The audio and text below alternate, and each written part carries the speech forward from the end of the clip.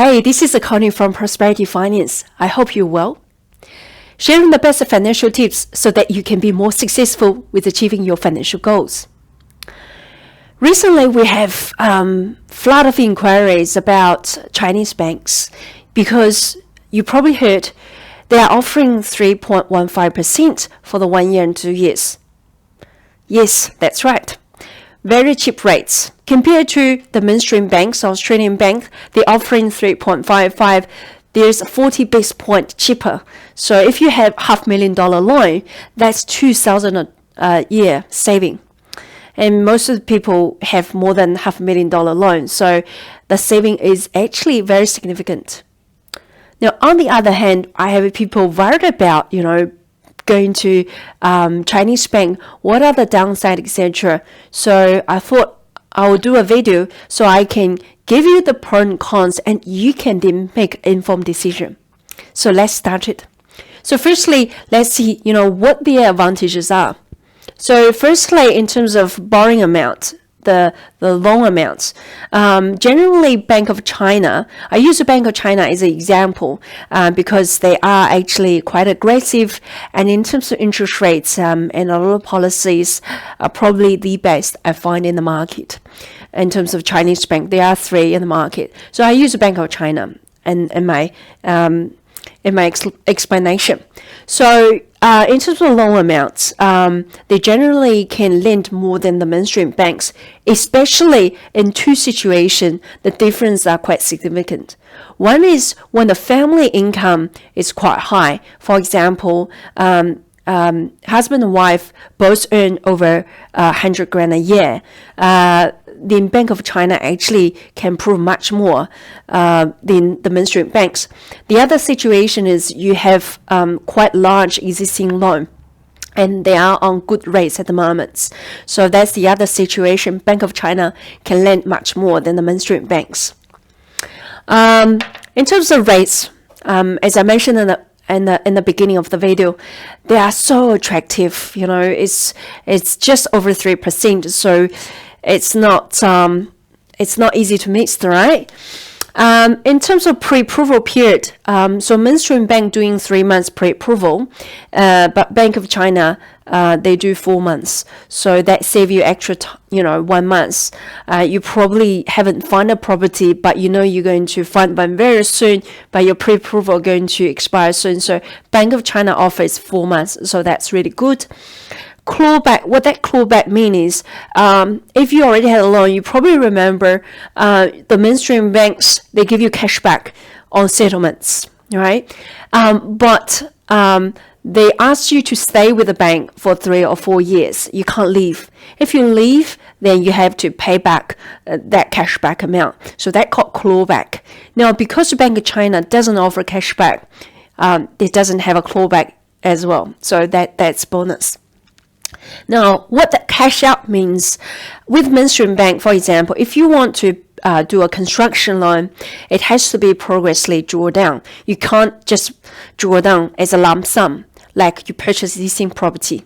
Whereas the Bank of China, if you have borrowing capacity and you have a sufficient equity with other property, they can just release the funds as a one-off lump sum.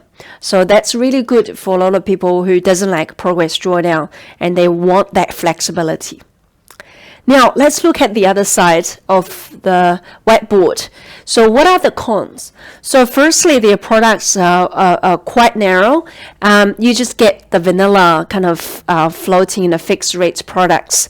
There's no revolving product, there's no offset product, and there's no transactional accounts. You can't get FPOTs, cards, etc. So you have to use other lenders for those kind of features. So that's about product limitation.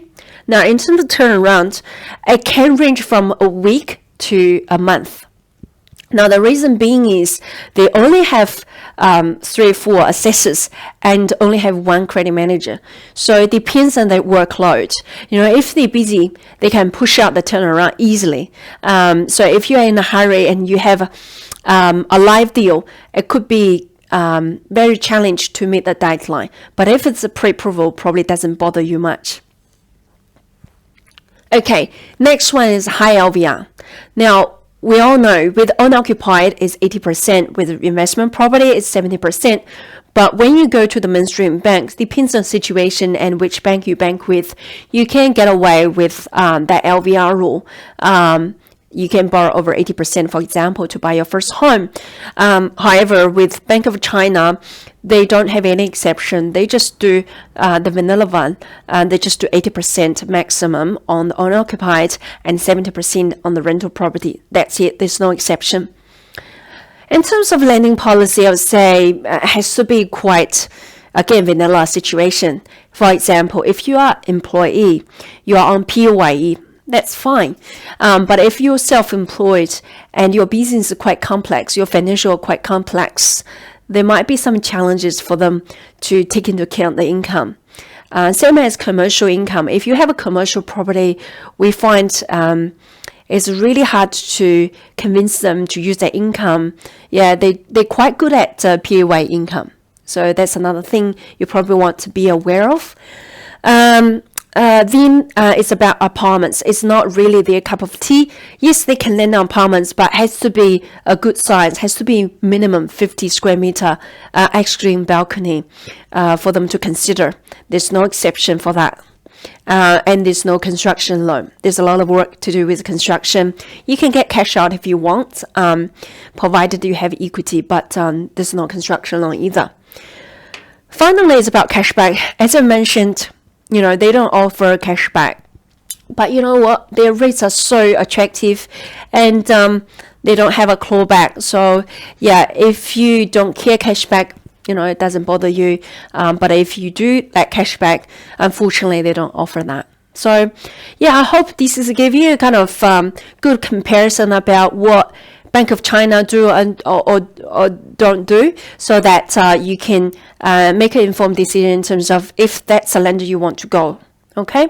Obviously, if you want to have a personalized, advice in terms of which lender is best for you, obviously we really welcome you contact us, and we can provide a personalized solution for you.